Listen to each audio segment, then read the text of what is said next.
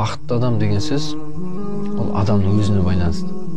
Егер адам өзінің өмірін қанағатсыз тұтып, өзінің өміріне қанағаттанбай, біреудің өміріне қызықса, әрине бақытсыз болады.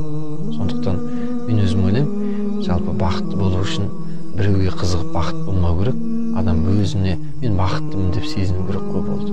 Мысалы, қанша отбасы бар да, мысалы перзент көре алмай отқан. Олардың бақыты перзент. Перзентті болу олар үшін үлкен бақыт. Бірақ бір кедейдің бақыты байлық болуы мүмкін. Бірақ бір бай дәулеттерді көресің кейде, олар бақытты басқа жақтан іздеп отырады. Барлығы жетеді, байлығы бар, барлық дүниесі асып отыр, бәрін орнына қойған. Сондықтан біреудің отбасына қарап, тұрмысына қарап, бақытты іздемеу керек.